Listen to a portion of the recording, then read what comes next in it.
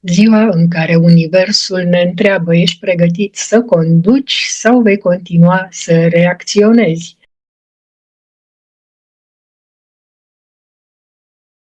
Bună, bună, dragii și dragile mele! Bine ne-am regăsit și astăzi la numerologia zilei 30 iunie 2026, o zi de vibrație 19.1.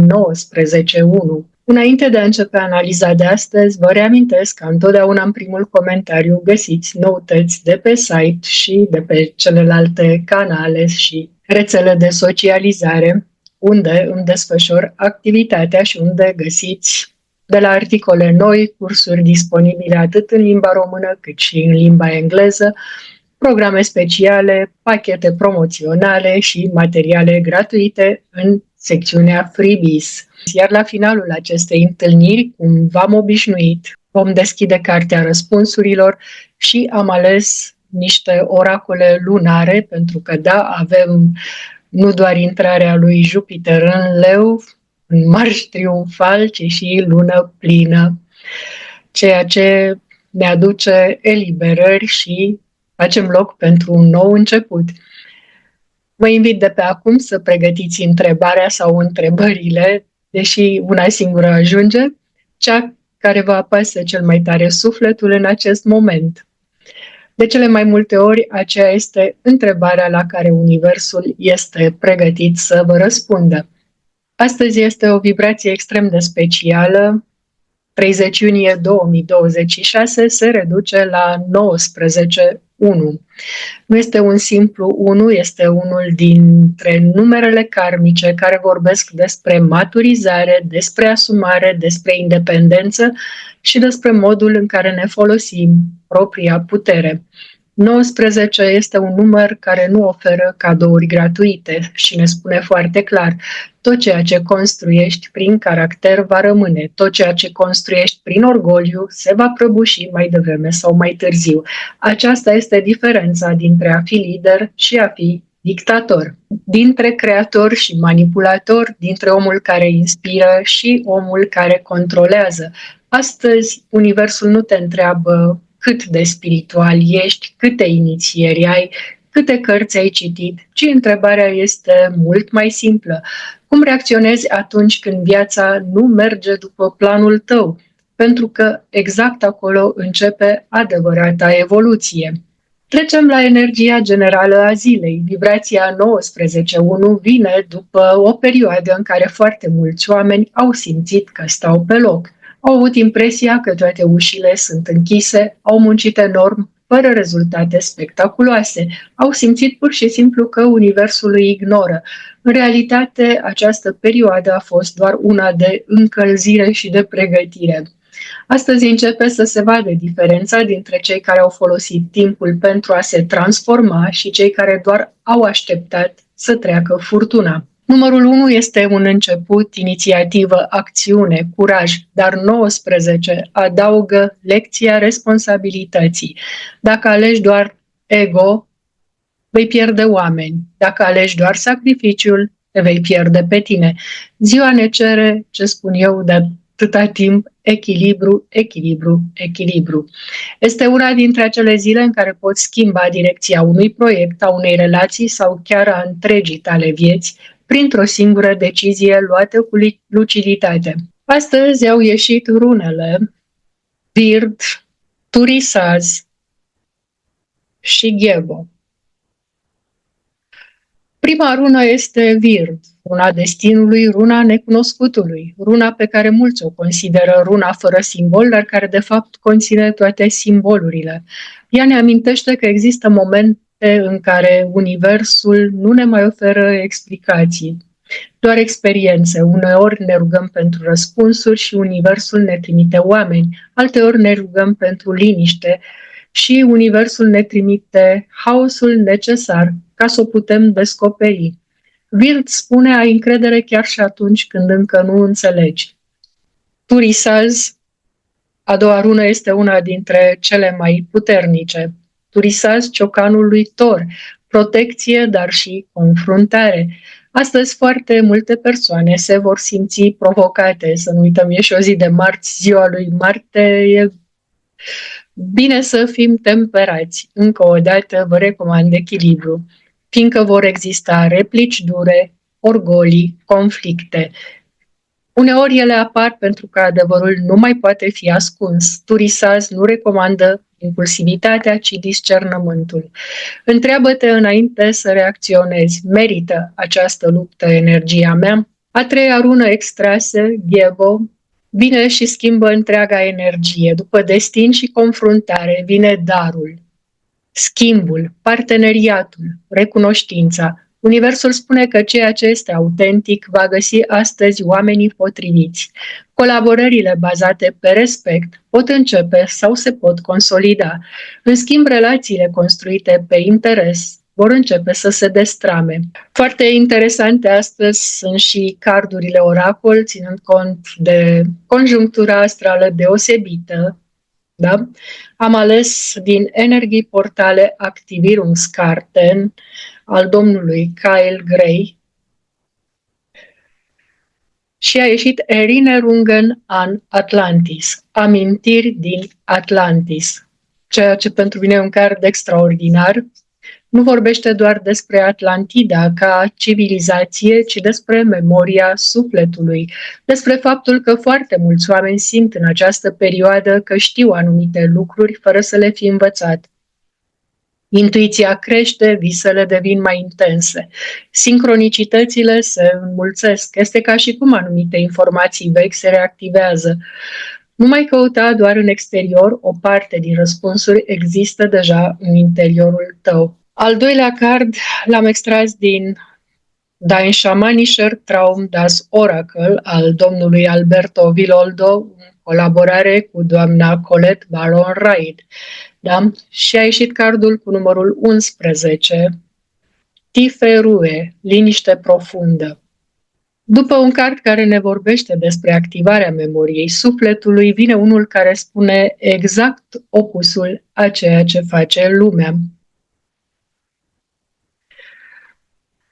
Astăzi e bine să nu alergăm, să nu forțăm, să nu demonstrăm și să nu controlăm, pentru că liniștea nu înseamnă pasivitate, înseamnă claritate. Cele mai bune decizii ale acestei zile nu vor veni din grabă. Vor veni poate din câteva minute de tăcere. Al treilea card din Akasha Oracle al doamnei Gabriel Orr a ieșit Ärger, mânia. Mulți se sperie când văd acest card. E un fel de Hagalas de la rune, da? Dar el nu spune că trebuie să ne enervăm neapărat. Spune că există o emoție blocată, o frustrare veche, o limită depășită.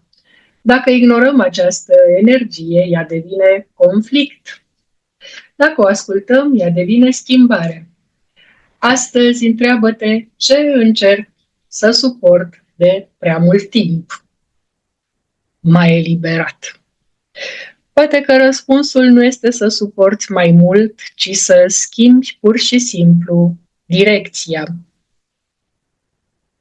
Trecem la relațiile de cuplu.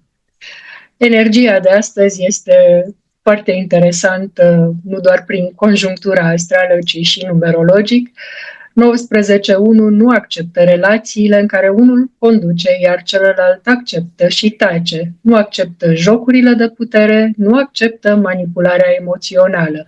Foarte multe cupluri vor avea senzația că astăzi trebuie să clarifice ceva. Unii vor avea conversații dificile, alții vor decide să lase trecutul în urmă. Cei care au construit relația pe sinceritate vor simți că apropierea crește. Pot exista discuții mature, planuri, decizii, reconfirmarea angajamentului, de ce nu? În schimb, acolo unde s-au acumulat resentimente, tăceri sau compromisuri repetate, ziua poate scoate totul la suprafață, nu pentru a distruge, ci pentru a vindeca. Pentru cei singuri, vibrația este excelentă pentru întâlnirea unei persoane independente, mature și asumate. Dar există o condiție: nu căuta pe cineva care să te salveze, ci pe cineva alături de care să poți construi.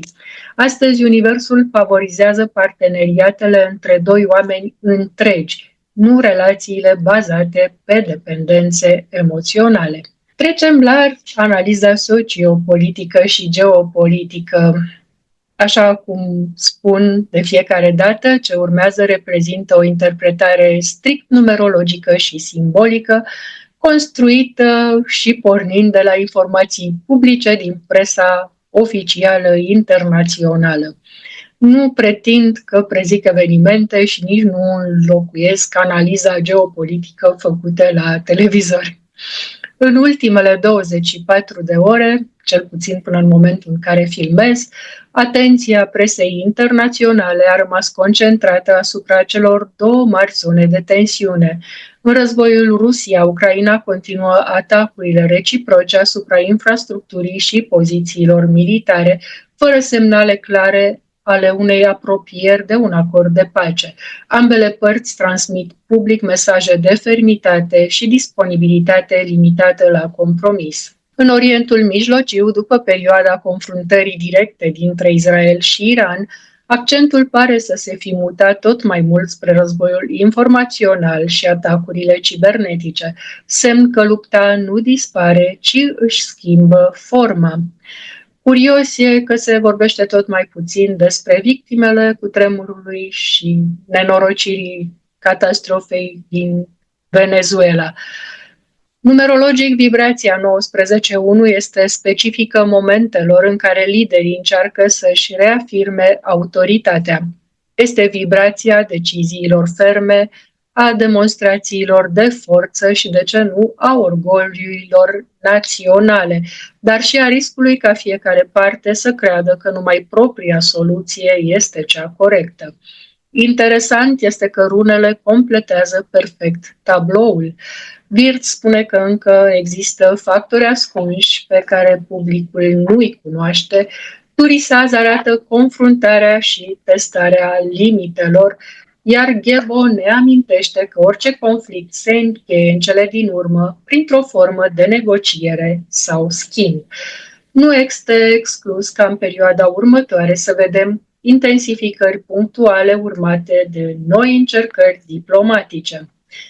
Energia generală a zilei spune însă că lumea începe să înțeleagă tot mai clar costul real al conflictelor prelungite și ce este mai grav. Foarte multă lume a conștientizat deja că multe din nenorocirile din ultima perioadă se datorează corupției și șantajului care funcționează prin devoalarea dosarului Epstein. Foarte mulți lideri mondiali sunt implicați și șantajabili.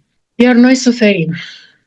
Culorile zilei astăzi: alb-auriu, claritate și inspirație; roșu rubiniu pentru curaj și vitalitate; albastru regal pentru mai mare discernământ în decizii.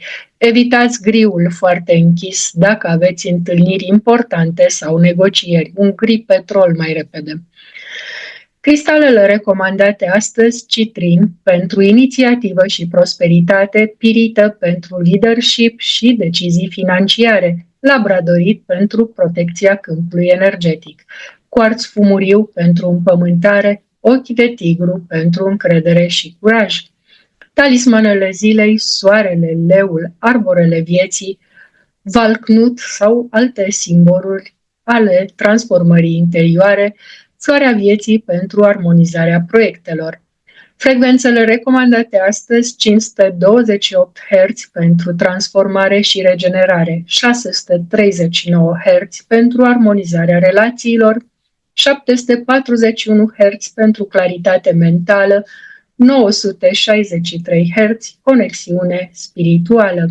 Nu uitați de playlistul din canalul celălalt de YouTube, unde am pus programe cu frecvențe. Florile zilei: floarea soarelui, crinul alb, gladiolele, mușețelul pentru liniștea emoțională. Da, puteți bea ceai și să-l țineți la rece. Astăzi, playlistul zilei: M-am gândit că muzica ar trebui să alterneze între putere și liniște. Pentru începutul dimineții să începem cu Hans Zimmer cu Time, Audio Machine, Breath and Life. Pentru inspirație și încredere, Two Steps from Hell cu Victory, Enya cu Only Time. Pentru mai mult echilibru emoțional, Lorena McKennitt cu The Mystic's Dream, Enigma cu Return to Innocence, iar seara Ludovico Einaudi cu Nuvole Bianche și Iruma cu Rivers Flow in You. Activități recomandate astăzi, m-am gândit că ar fi o zi excelentă, fiind 19/1, începerea unui proiect, negocierea unui contract, reorganizarea casei sau a biroului, meditație, jurnal personal, planificarea pentru următoarele 6 luni, de ce nu? Sportiv sunt favorizate mersul alert, înotul, exercițiile funcționale, yoga de forță, pilates, exerciții pentru coloana vertebrală. Evitați supra-solicitarea, statul prea mult în soare și competițiile bazate exclusiv pe orgoliu. Mudra recomandată astăzi, m-am gândit la Jan Mudra. Se realizează foarte simplu, se unesc vârfurile degetului mare cu vârful degetului arătător, celelalte 3 degete rămân relaxate și întinse. Se pot ține palmele pe genunchi cu podul palmei spre în sus și meditați sau respirați conștient. Timp de 11 minute ar fi ideal. Această mudră calmează mintea, îmbunătățește concentrarea și facilitează accesul la o intuiție mai bună, potrivindu-se perfect cu mesajul cardului Tiferue și cu runa Virt. În concluzie, ziua ne spune să nu încercăm să controlăm tot ceea ce se întâmplă, să controlăm doar felul în care alegem să răspundem la provocări. Uneori destinul nu schimbă lumea din jurul nostru, schimbă omul care privește lumea. Iar când omul se schimbă, întreaga realitate începe să se reorganizeze în jurul lui. Țineți minte ce vă tot spun eu povestea cu preotul Shaolin. Deasupra tigrii, jos cuibul de viespi, la stânga șoarecui mânca liana de care se ținea și el a ales din dreapta să culeagă cu mâna liberă niște frăguțe și să stea liniștit. Trecem la previziuni pentru numerele de destin, fiind o zi magică, lună plină, o zi de portal, o zi de intrare regală a lui Jupiter în Leu, de ce nu? Am zis să fiu puțin mai generoasă cu timpul alocat pentru fiecare număr în parte. Așa că să începem. Destin 1, această zi pare creată pentru voi. Vibrația universală 19/1 intră în rezonanță directă cu energia voastră și vă pune în poziția de a prelua inițiativa. Totuși, Universul vă avertizează că există o diferență enormă între a conduce și a controla. Veți observa că oamenii vă ascultă mult mai atent decât de obicei, însă vor accepta conducerea voastră doar dacă simt că este însoțită de respect și empatie. Profesional puteți primi o propunere interesantă sau puteți găsi soluția unei probleme care părea fără ieșire.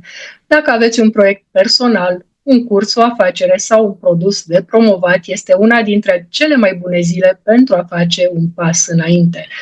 Financiar, evitați cheltuielile impulsive făcute din dorința de a demonstra ceva. Emoțional, lecția este să cereți ajutor atunci când aveți nevoie. Liderii adevărați nu sunt cei care le fac pe toate singuri. Mesajul Universului, curajul adevărat, înseamnă să fii autentic, nu perfect. Destin 2, pentru voi ziua aduce o provocare delicată. Sunteți obișnuiți să căutați armonia, însă vibrația 19/1 vă împinge să vă exprimați mai clar propriile nevoi. Dacă în ultimele luni ați făcut compromisuri doar pentru a evita conflictele, astăzi este posibil să simțiți că nu se mai poate continua la fel. În relații, sinceritatea va fi mai importantă decât diplomația, dar totuși pe un ton calm. Nu vă temeți să spuneți ce simțiți, dar faceți-o cu mult calm. La serviciu, cineva vă poate observa calitățile și vă poate oferi mai multă responsabilitate. Din punct de vedere energetic, aveți nevoie să petreceți un timp aproape de apă sau în natură pentru a vă reechilibra. Mesajul Universului: pacea nu înseamnă să taci. Pacea înseamnă să vorbești deschis, fără teamă. Destin 3. Aveți o zi frumoasă, creativitatea voastră este la cote foarte ridicate, ideile curg, inspirația apare din cele mai neașteptate locuri, iar cei care lucrează în domenii artistice, educaționale sau de comunicare pot avea revelații importante. Totuși, vibrația 19.1 vă cere să transformați inspirația în acțiune. Nu este suficient să visați, este momentul să publicați, să filmați, să scrieți, să lansați acel proiect pe care îl tot amânați. În relațiile personale, evitați sarcasmul și ironiile. Astăzi, cuvintele pot răni mai mult decât intenționați. Financiar pot apărea mici oportunități din activități creative sau colaborări. Mesajul Universului: talentul devine destin doar atunci când este pus în slujba celorlalți. Cum au zis zânuțele zilele trecute, assertiveness. Da? Pentru Destin 4 este o zi care vorbește despre consolidare. Nu este ceva neapărat spectaculos, ci o zi în care puneți încă o cărămidă la fundația viitorului vostru. Profesional, munca bine făcută începe să fie remarcată. Chiar dacă rezultatele nu apar imediat, ceea ce construiți acum va avea efecte pe termen lung. Energia zilei vă cere însă să renunțați la rigiditate, pentru că planurile trebuie uneori ajustate, nu abandonate. În familie, cineva poate avea nevoie de sprijinul vostru sau de sfatul vostru practic. Mare grijă astăzi la oboseală și mai ales la supra-solicitarea coloanei vertebrale. Mesajul Universului: stabilitatea nu înseamnă să rămâi pe loc, înseamnă să construiești inteligent. Destin 5, pentru voi începe o perioadă de accelerare. Telefonul poate suna mai des, apar invitații, întâlniri, deplasări sau oportunități neașteptate. Energia zilei vă susține schimbările, însă vă avertizează să nu vă risipiți în prea multe direcții. Este o zi excelentă pentru promovare, social media, negocieri, cursuri și lansări. În dragoste, spontaneitatea este binevenită, dar evitați promisiunile făcute în grabă. Financiar, puteți identifica o sursă nouă de venit sau o idee care merită dezvoltată. Spiritul vostru are nevoie de libertate, însă libertatea fără disciplină poate deveni haos. Mesajul Universului: alege direcția înainte să accelerezi. Destin 6, pentru voi ziua aduce o temă puternică legată de responsabilitate emoțională și relații. Vibrația 19.1 scoate la suprafață dezechilibrele din cuplu sau familie și vă obligă să vedeți unde ați preluat prea mult sau prea puțin. Este o zi în care puteți simți că duceți totul pe umeri, dar Universul vă arată și unde ați permis acest lucru. Nu este despre sacrificiu, este despre recalibrare. În relații pot apărea discuții serioase despre viitor, bani sau implicare. Dacă relația este sănătoasă, se consolidează. Dacă este dezechilibrată, devine evident. Profesional, sunteți sprijin pentru alții, dar nu uitați să cereți și voi sprijin. Mesajul Universului ar fi: iubirea nu înseamnă să te pierzi pe tine pentru ceilalți. Destin 7, pentru voi ziua este profund introspectivă, nimic nou. Vibrația 19.1 activează întrebări existențiale, revelații interioare și o nevoie puternică de retragere. Este posibil să simțiți că lumea exterioară este îngrozitor de zgomotoasă și aveți dreptate. Nu este o zi pentru decizii grăbite, ci pentru observație. Sincronicitățile sunt foarte puternice, mesaje, vise, semne repetitive, toate au astăzi o semnificație aparte. În relații aveți nevoie de spațiu. Dacă partenerul nu înțelege asta, pot apărea tensiuni. Energetic sunteți foarte sensibili, așa că protecția vibrațională este importantă. Mesajul Universului, răspunsurile pe care le cauți nu vin din exterior, ci din liniștea ta.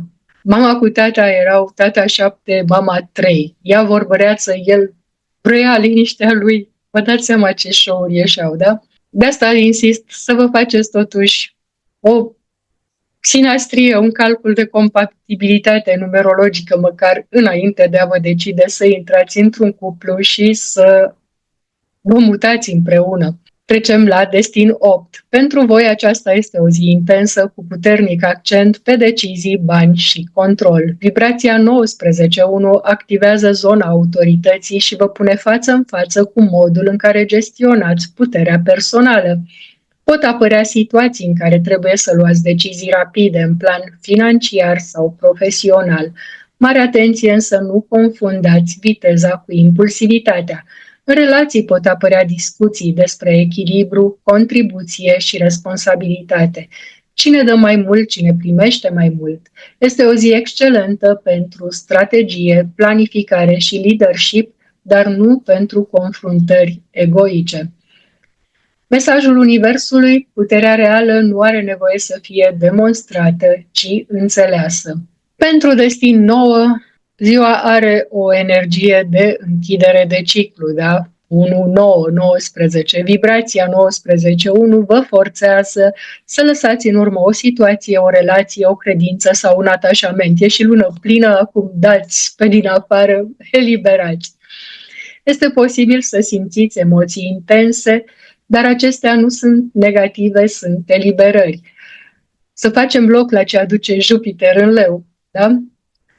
În relații, adevăruri ascunse pot ieși la suprafață nu pentru a distruge, ci pentru a curăța. Pe plan profesional, puteți încheia o etapă sau puteți decide o schimbare importantă. În primul rând, este o zi extraordinar de bună pentru detoxifiere emoțională și energetică.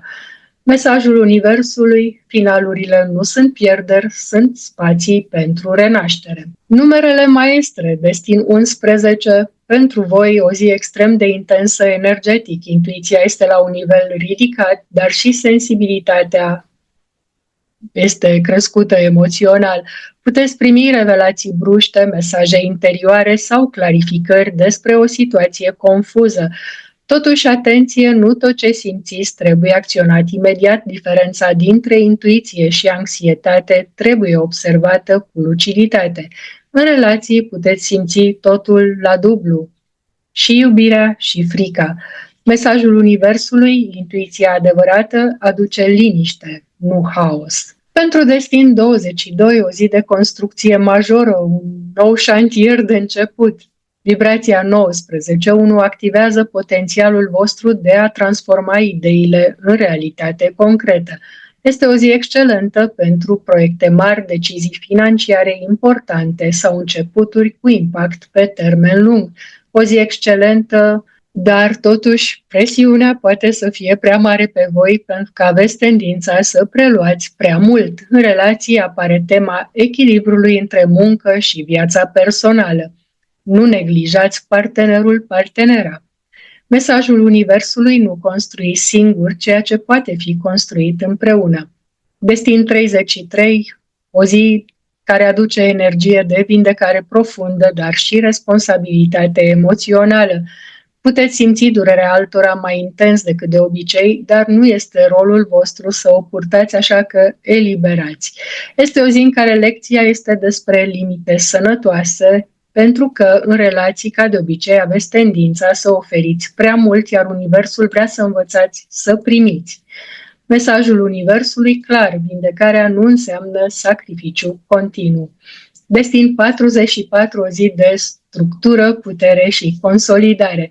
Pentru voi, vibrația 19.1 activează capacitatea de a lua decizii strategice cu impact major. O zi în care puteți închide o etapă profesională sau poate puneți bazele unui proiect și parteneriat solid.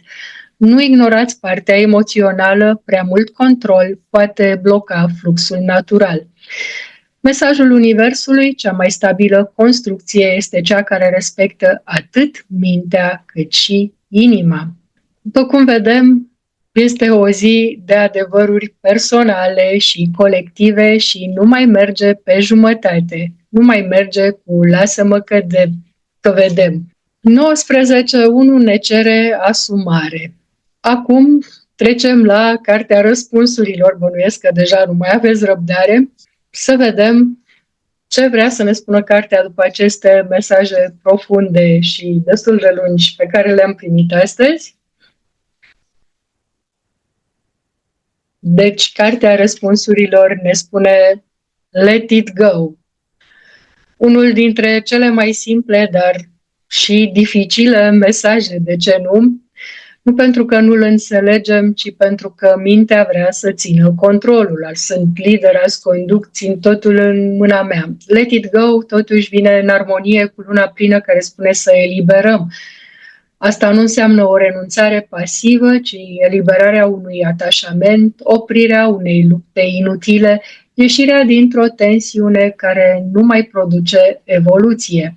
Astăzi Universul ne cere să nu forțăm ceva, să fim calmi și să construim, să începem totul din echilibru. M-am gândit, fiind lună plină, să tragem mesaje de la lună, da? Am două oracole lunare. Acum din Moonology, să vedem ce mesaje vor să iasă, da? Cardurile Moonology. Ce doresc să ne spună în această zi deosebită. S-au întors prea multe, așa că acum a sărit una singură, ne oprim la ea. E lună plină și a sărit cardul lună nouă. Deci se confirmă vibrația 19.1 de eliberare cu nou început. Da? Ein neue Beginn steht an. Luna nouă aduce întotdeauna începuturi, dar în această combinație cu vibrația 19.1, începutul nu vine din acțiune haotică, ci dintr-o decizie interioară. Este momentul în care se închide cu nouă o etapă mentală, se rescrie o intenție, se schimbă o direcție. Nu începe ceva nou până nu ai eliberat vechiul. Foarte drăguț, nu știu de ce îmi vine ca mesaj, deci luna nouă de pe card cu luna plină de pe cer, practic o chestie de echilibrare yin-yang, să ne echilibrăm fiecare și în cuplu și în interiorul nostru și în toate planurile vieții noastre și de atunci putem echilibrat să începem ceva nou și frumos. Trecem la cardurile oracol. Mystical Moon Oracle, da? Să vedem ce vor să ne spună astăzi. Interesant, bănuiesc că luna are multe mesaje și să le cerem acum înainte ca Elon Musk să trimită nu știu ce rachetă, să vadă dacă mai sună ca un clopotor, am înțeles că undeva prin august unii se plictisesc, n-au ce face cu banii. Vedem Mystical Moon Oracle ce dorește să ne transmită astăzi. S-a oprit la cardul 56. Going too fast, slow down, take your time. Aici este practic cheia întregii zile. După tensiunea lui 19.1, impulsul de acțiune, emoții și decizii rapide, acest card vine ca o frână divină. Mesajul este foarte clar, încetinește, nu forța deciziile, nu confunda urgența cu importanța. Unele lucruri se așează doar când încetezi să le împingi. Dacă stăm să unim toate mesajele zilei, Bird, Turisaz, Ghebo, destinul lucrează dincolo de control, apar confruntări, decizii. Ghebo, echilibru prin schimb autentic. Let it go ne cere eliberare, new moon, un nou început, slow down, încetinire și claritate. Rezultatul Este foarte clar, ziua de 30 iunie 2026 nu este despre acțiune prin forță, ci eliberare, claritate, nou început. În concluzie, azi nu câștigă cel care face mai mult, câștigător este cel care înțelege ce trebuie să lase, să reacționeze calm fără a fi impulsiv, cel care știe să-și protejeze energia și își alege conștient următorul pas. Mai reascultați. O zi frumoasă în continuare, ne revedem, ne reauzim bine și mâine la numerologia zilei.